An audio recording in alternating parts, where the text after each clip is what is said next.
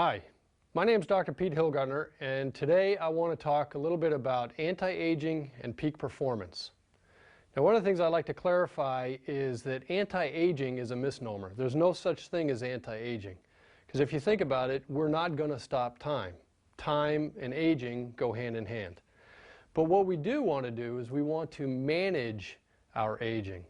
So the way I graph this is in most people's lives, if we use this as a timeline, and this is your ability to perform or function, most people are going along this line, and over time they drop down. And the paradox is the more they drop down, the more quickly they drop down. It has sort of that snowball effect. The ideal scene, from my perspective, is I would rather see people move along here and then one day, boom, drop down like that, okay? So the sharper we can make this angle, the better over time. So that's really the purpose of what we want to discuss today. In most cases, people are thinking anti-aging. If you do an internet search, you're going to come up with all sorts of creams and lotions and potions that make you look younger. I'm really not all that interested in that, because that's simply going to be a byproduct over time of balancing your aging and managing your aging process. You'll look better, you'll feel better, you'll function at a high level of capacity for a long period of time. So for most people in their 40s, 50s, 60s, that's actually more important than how they look. Although you might differ on that. Okay? But let's talk about what causes aging. What are the stresses that we're dealing with in life? There's really 4 stressors that everybody's dealing with in life. I'm going to break this down, I'm going to simplify it, and we can pick it apart even more, but I'm going to give you the big bullets. There's physical stress. There's chemical stress. And there's emotional, spiritual stress. Okay, physical stress. Physical stress would be things like a trauma or a series of traumas, postural strain or repetitive stress type of injuries. You do something over and over and over, and all of a sudden joints wear down. Those are going to be the physical stressors of life. It's basically the abuse to the physical structure of the body. So we're going to talk a little bit about how to resist that. The other one is going to be chemical. Now, most people think of chemical, they think of external chemical stressors, and they're accurate to think that, because you have to think things like pollutants, pesticides, food colorings, additives, preservatives. So we also need to address internal toxins. So we have exotoxins, meaning external. We have endotoxins, meaning internal. And the internal toxins are going to be the toxic chemicals that build up in your body. Usually we associate those with inflammation, but the toxic chemicals that build up in your body as a result of your normal metabolism, your normal processes on a cellular level, in relationship to your external environment. So moving on from the chemical, we go to the emotional, spiritual. Now, this may seem a little metaphysical for some of you, but there's a direct connection between the emotional, the psycho-emotional you, and your spiritual you, if you want to tie those two together. The psycho-emotional things are going to be associated with what I call the negative emotions. The negative emotions are the ones that are highly charged. I mean, there's very, very highly charged emotions. Love is a very highly charged emotion over here, and anger and resentment are over here. So there's a sliding scale. The farther you are down to the negative side, the more apt you're going to be to accumulate physical, chemical, and emotional stressors and the byproducts of that. It's going to accelerate your aging. So some of the emotional, spiritual stressors, anger, grief, resentment, judgment, jealousy. Those are going to be the things that will actually physiologically change how your cells are dividing and the normal metabolism. So the more we can release that, and we're going to talk about how we do that in this course, the more we can release those emotions, the freer we are to now handle the various stressors of life.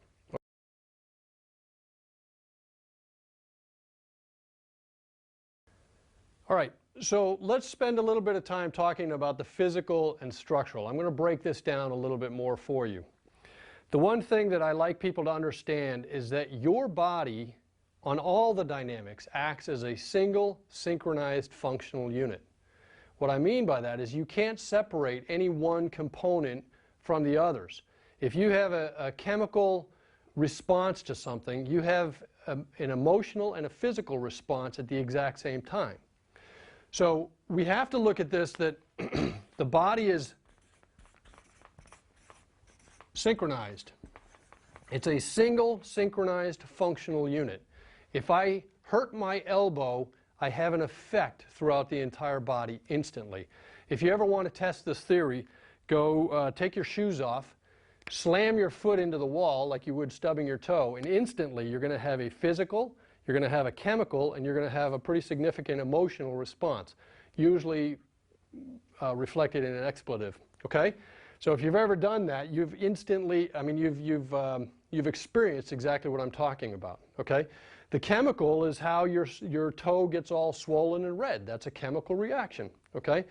So we have to understand that the entire system works as one unit. Now, there's a feedback mechanism going on in your brain. This is what causes life to actually happen.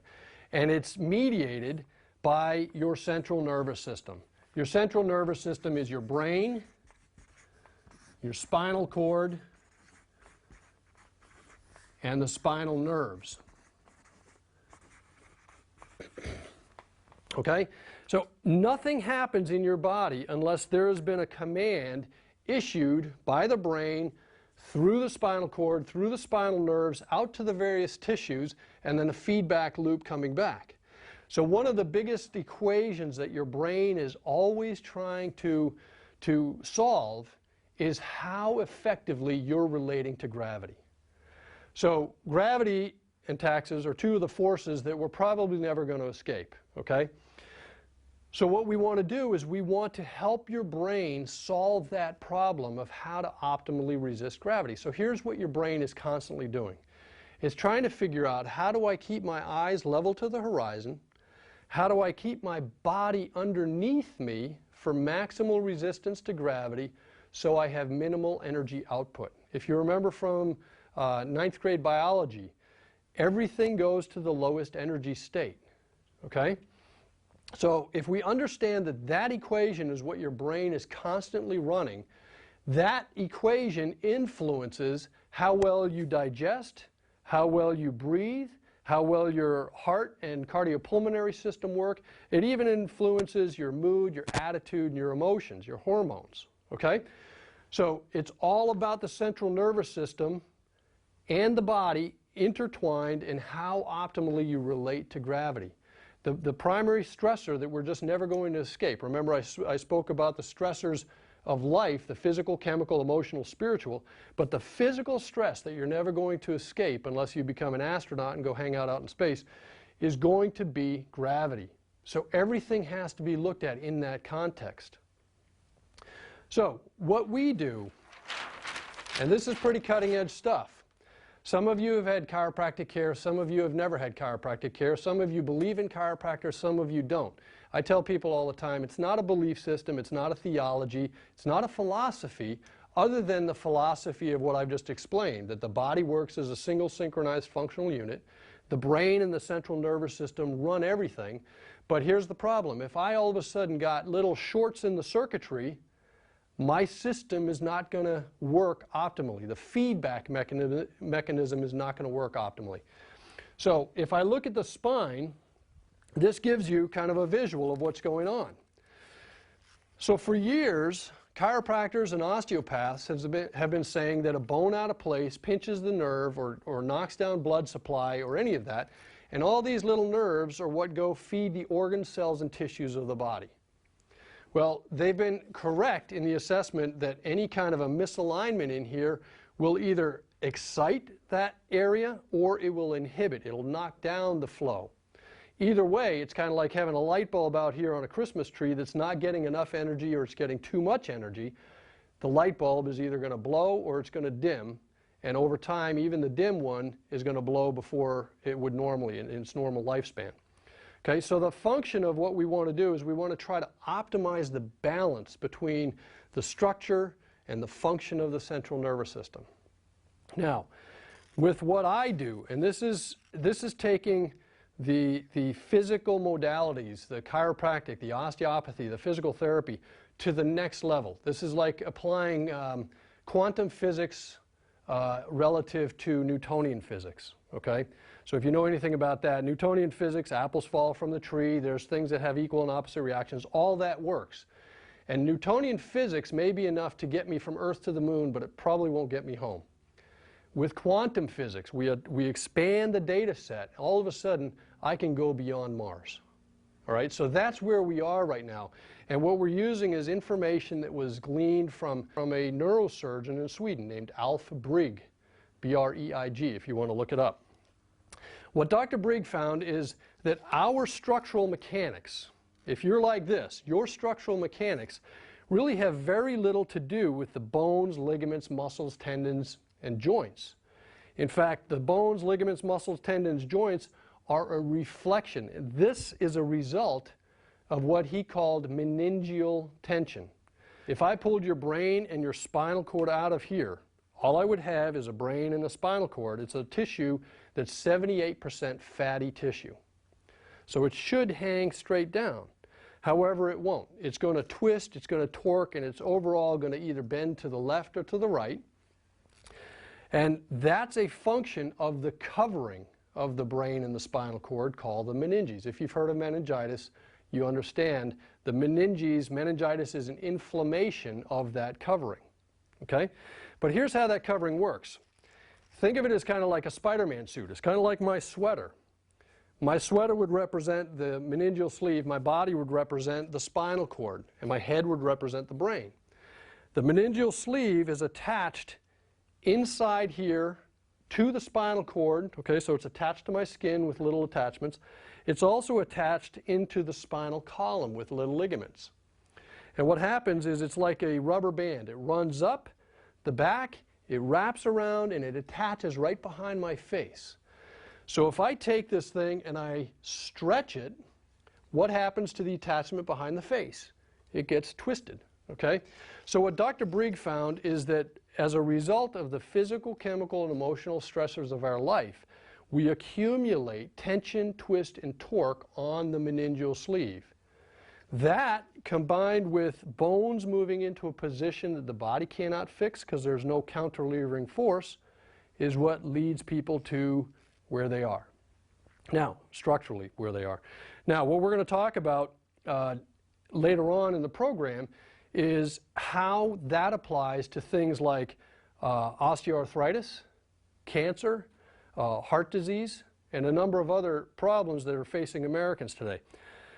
So I want to give a context right now of how all of this works, how it interrelates, okay? So again, if I have this kind of structure, and I understand the central nervous system and the spinal cord and the feedback mechanism of the nervous system, how that works, I can tell you that there's all kinds of little glitches in the system that are going to increase or decrease nerve flow. Either way, the system is out of balance. So if we're going to manage aging, what we really need to do is we need to learn to manage the various systems of the body. Symptoms are not the way we want to handle this. We want to balance systems. Symptoms are nothing but a function of imbalanced systems.